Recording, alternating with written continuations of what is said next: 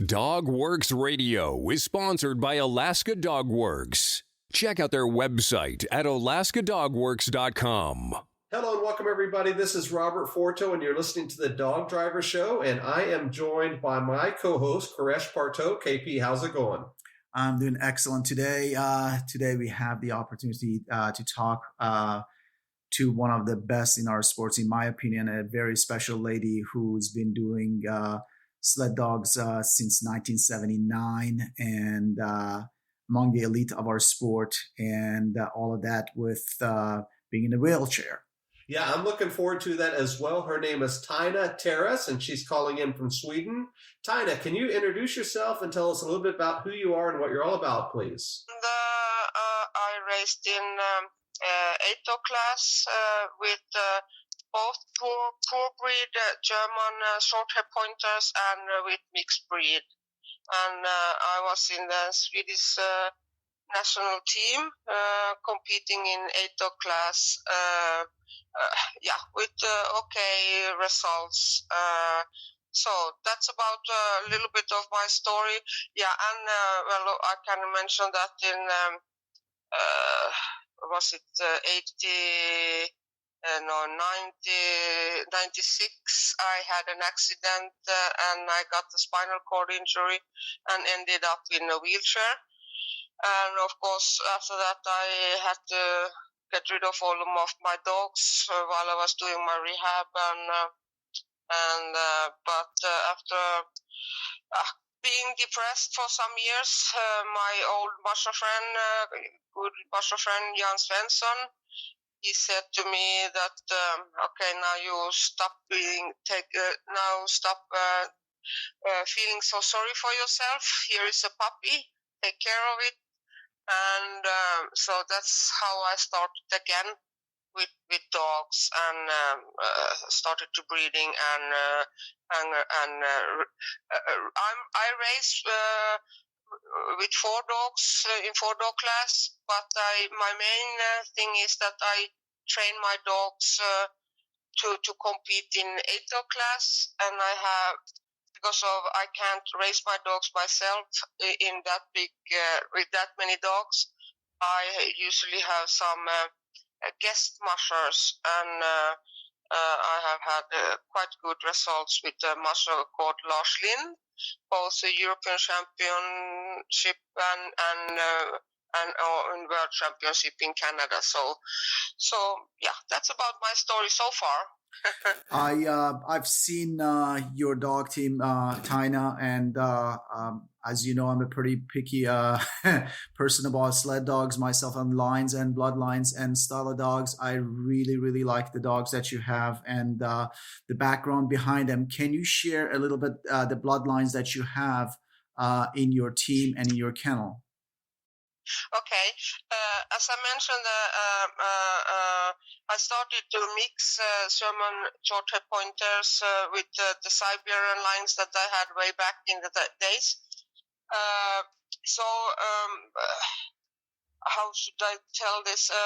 Many of those dogs that I had, the early mixtures that I had, are behind many of the sled dogs we have today, the hound mix, the Scandinavian hound mix.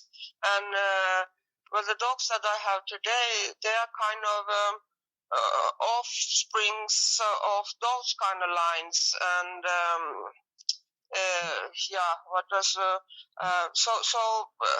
that's about the kind of dogs I have today. They are the product of the early mixtures that we have been breeding forward. Taina, you mentioned that you've been mixing purebred GSPs, German Shorter Pointers, with your lines very, very, very long time ago. Tell me why you didn't stick just with the German Shorter Pointers. Is it a big difference between the purebred GSPs and the more of a mixed hounds that we have currently in your team, my team, and other teams running longer distances? Yeah, what I found out when I was racing, I had maybe 6 poor breed Sherman Shorthair pointers in my team, in 8-dog team.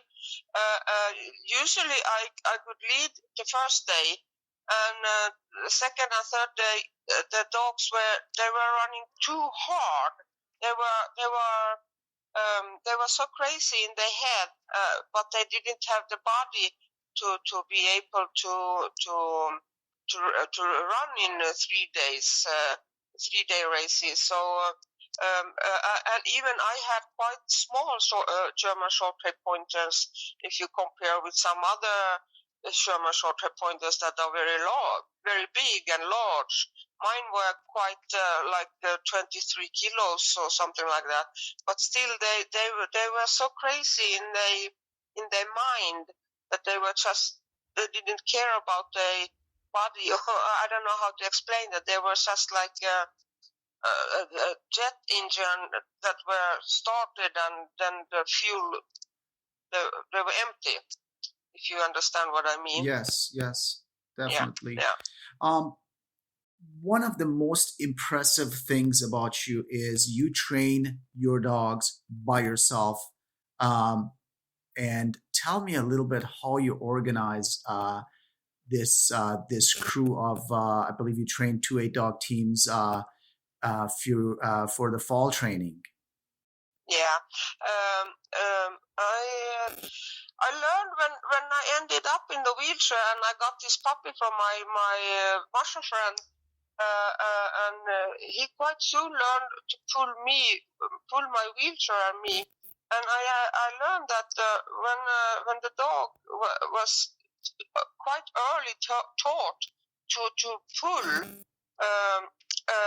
Just by himself, I got a lot of leaders by doing that. So I do all my yearlings. I harness break them in front of the wheelchair just by themselves. So all my dogs, they know how to pull my wheelchair, and I know that all of the dogs that I have in my fall training, they pull. I know that they pull because they can pull me, and I'm quite heavy ladies. So they're pulling many kilos. So before I put them in the team, and I train with the ATV, and I usually start actually only with 4 dogs, 4-dog teams, just to be sure that everybody is pulling, and then I increase to 8-dog teams. It's seldom that I train more than 8 dogs because I want to study all the dogs while I'm training, and also because of the safety.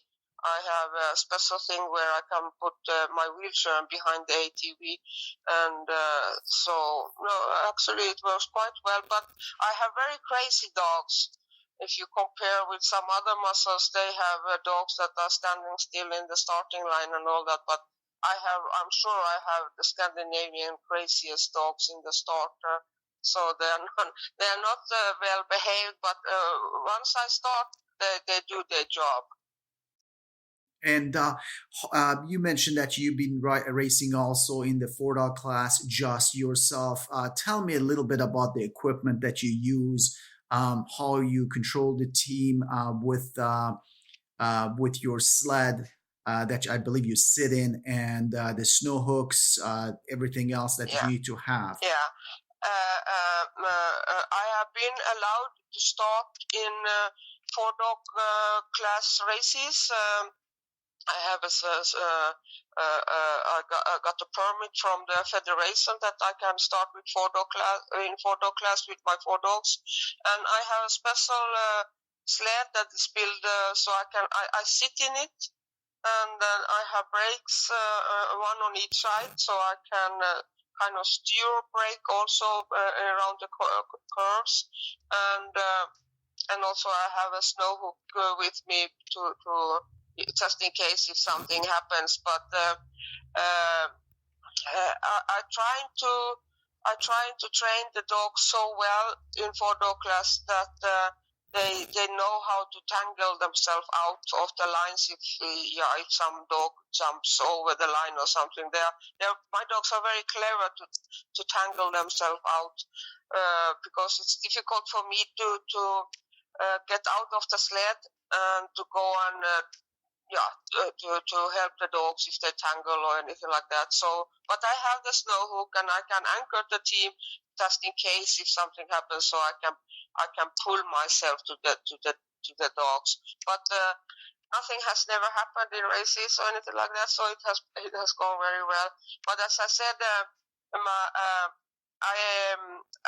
since I breed for little larger teams, my dogs are not that good in just 4-dog class. My dogs need a little bit more distance to come to their right. So 8-dog class has been very good for me for the kind of dogs that I have. So yes. I recall your team in Canada during the World Championship, your 8-dog class world champion. Tell me a little bit about the preparation of that team. How did you put that team together, a world champion team? Yeah, I have to say also that all the fall training I can do by myself, but when the sled training starts, that's difficult for me. So, like for preparation for the World Championships, I moved up to Kiruna to my master friend Lars Lind, who also raised the dogs in Canada, and stayed in their a little cabin there, and he could train the dogs with the sled. So I stayed there about 3 months before we traveled to Canada, and the team that we had in Canada was about the same team we had the year before in the European Championship. So we knew what kind of dogs they were and how they were, and so we were. Yeah, we didn't have to change so much for the Canadian team, and but of course traveling so far, it has its like our dogs that got a little bit sick. We almost thought that we would only have 6 dogs to start with the first day, but well, they managed. They were upset in their stomach, even if we tried to do everything possible. We even bought the water. We didn't give the normal water we bought the water, but still they got sick in their stomach. But they managed to keep it together. So so it went well. But it's to travel so far with dogs. It's expensive, and you never know how they will. How they manage the flying over, but I have to say that since my dogs are so used to travel, so it wasn't any problem for them in the plane or anything like that. So it went quite well. I was surprised how well the dogs did the traveling and all that. Taina, for our listeners, I'm sure that they're thinking about.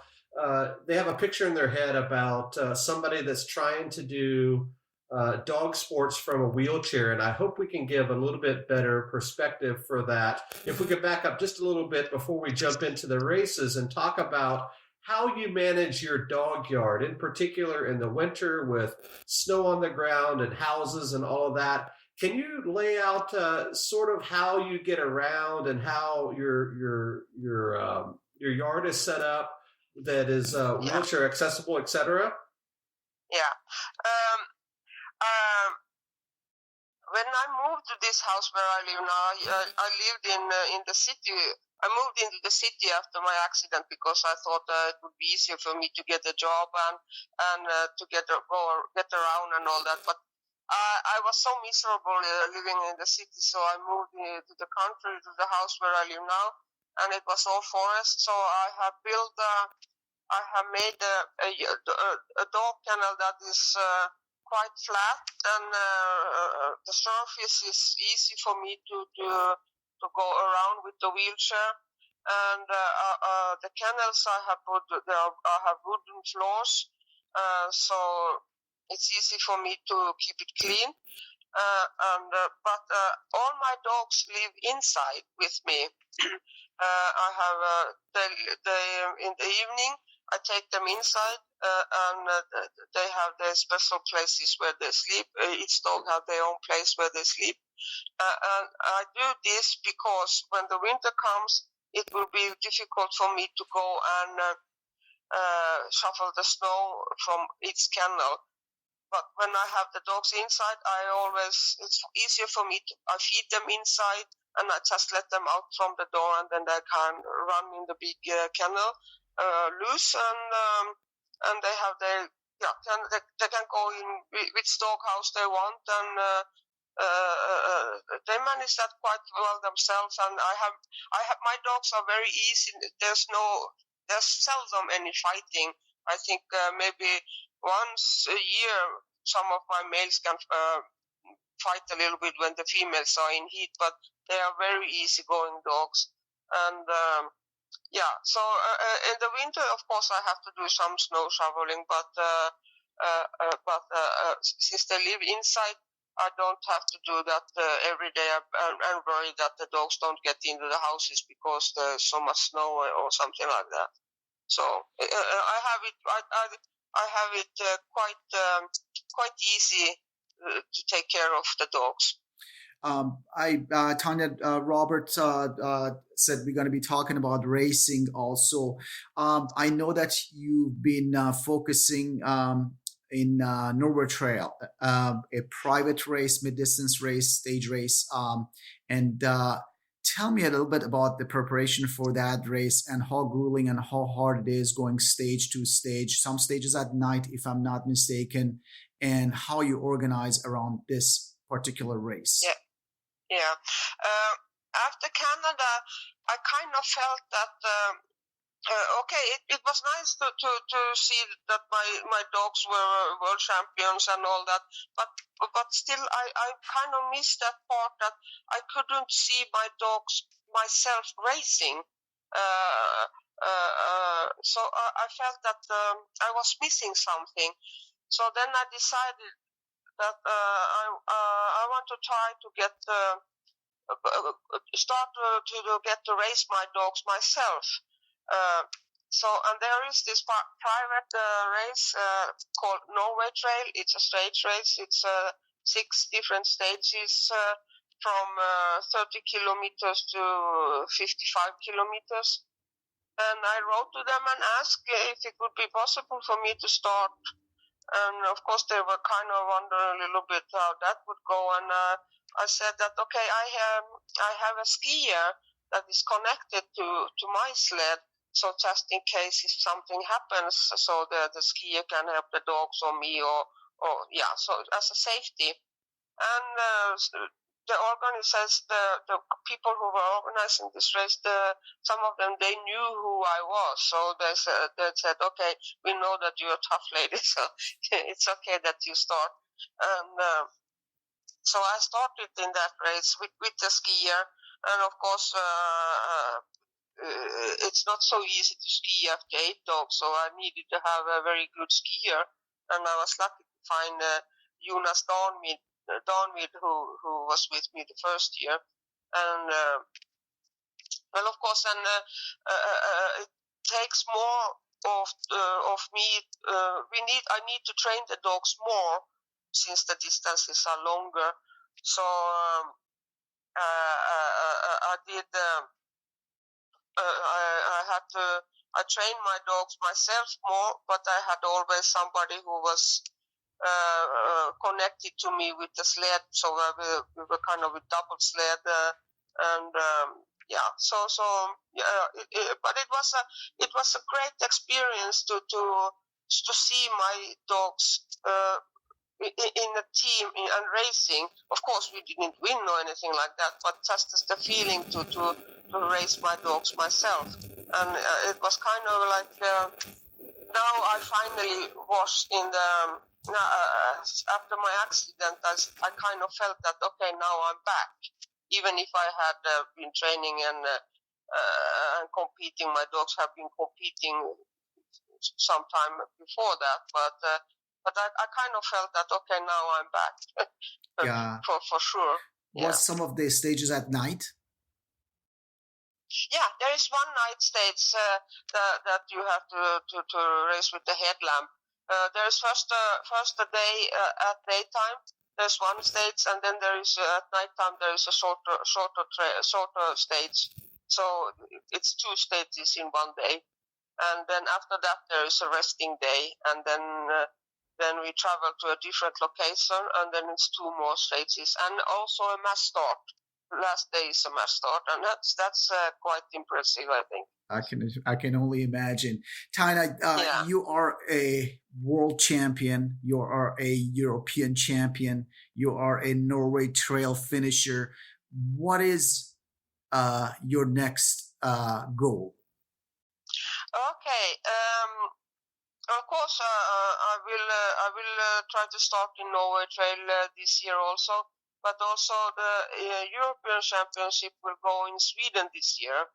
So I think if everything goes as I have planned, I will go to Norway and train my dogs after Christmas and stay there for some months. And then the European Championship, I think it's in February. And then I think I will try to start my team, open class team in European Championship this winter. And hopefully. And then I have a musher called Sigurd Eldar Aas. Oh, a son of Asbjørn Eldar Aas, who will race my dogs. Oh, he's gonna be a lucky lucky driver. I know. Yeah. I know Sigurd when he was a kid. When he came to Fairbanks and raced among us the World Championship in the early 2000s with Asbjørn and the rest of the crew from Norway, Thomas Warner, Birgitta Nas, and the rest. Yeah. He's a very, very lucky man to be behind your dog team. Any plans? Any plans? He actually raced my dogs already last winter in one race in Norway. So he's familiar with some of them, then, huh? Sorry, what did you say? He is familiar with some of the dogs, then. Yeah. And I could see. I hadn't ever met Sigurd before, but when I invited him to race my dogs, I could right away see that he is a professional musher. Oh, definitely. When he started with my team. Yeah. Born and raised with the dogs. Any plans for coming up north to Alaska and hitting the Alaskan circuit? Oh my dear. Oh, of course. Lars Lind's big dream is to start in Ronde. For Ronde, so yes. Of course it would be lovely to be able to start there one day, but I'm not so young anymore, and it's very expensive. So we'll see. It's a dream. It would be great. But dreams can come true also. So you never know. That is so true. I saw Lars at the Ronde last year. He was, I believe, helping another Norwegian team for Iditarod, if I'm not mistaken, and he stopped by on the avenue. And it was a Swedish Mats Pettersson. Oh, Mats. Okay, I thought Mats, Swedish. Yeah. And then he stopped by and visited with us during Rendezvous on the avenue. So it was fun. And, I thought it would be a great test for us American Alaskan teams to have an extremely competitive team like yours racing us and see some new dogs. Yes, of course, it would be a great experience, and but also one has to say that it's a little bit different racing in Alaska if you compare with the trails here in Europe. In Alaska, it's like a highway, and here in Europe, the trails are kind of up and down and lots of sharp corners, and so the dogs.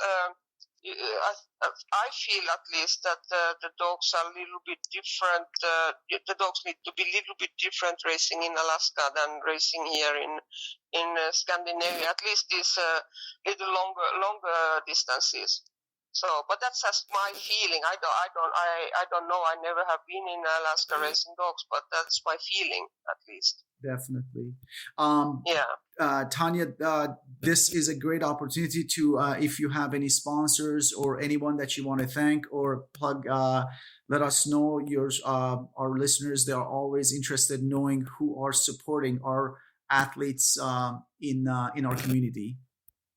Yeah, I have to say I have very great sponsors, and I would especially like to thank Nonstop Dogwear Sweden and Dog Sport Company and Royal Canin and Mammoth Dog Nutrition System and Outlaw. Those are my sponsors. So I would like to thank them very much. Taina, we always ask our guests the same question, and I hope you can answer that as well. The question is, if somebody were to come to you and ask for one piece of advice that is getting involved with mushing, whether it be monosports or even the longer distances like Iditarod or State Stop or whatever, what piece of advice would you give that person? I don't know, but for me at least, it's very important to be a lot with my dogs, to learn, to study them, and of course to train them. The training is it's important. You can't start with the dog that is not trained. But mostly, I like to be a lot with my dogs, because then I know if they are. I can see right away if they are ill or what's bothering them or something like. Be a lot with your dogs, play with them, and train them. That's mostly that's what I want to do with my dogs, to be a lot with them. So, Taina, we're just about out of time here. Do you have a place where people can go to follow you? Do you have a Facebook page? Are you on Instagram? Where are you at? I'm not so good with these computer things, but I am at Facebook. So everybody who wants to be a friend with me, just send me a friend request so you can see my Facebook page, and I just write there. Everyday things, and sometimes even what I'm cooking or something. Okay, that sounds good.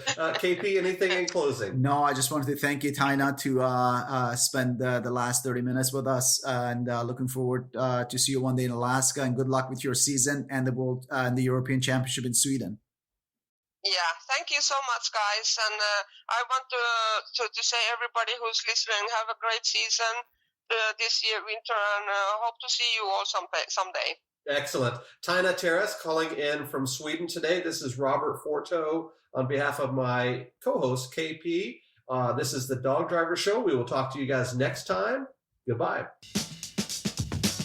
From DogWorks Radio, this is Mushing Radio. We hope you enjoyed this episode, and we invite you to subscribe in Apple Podcasts, Spotify, Stitcher, or wherever you get your podcasts. You'll find a link on the episode notes. You can tap or swipe on the episode cover art, and you'll see some offers from our sponsors. You can support our show by supporting them. If you like what you have heard, we would love it if you could give us a 5-star rating and tell your friends how to subscribe too. Your hosts are Alex Stein and Robert Forto. Our producer is Robert Forto, created for DogWorks Radio.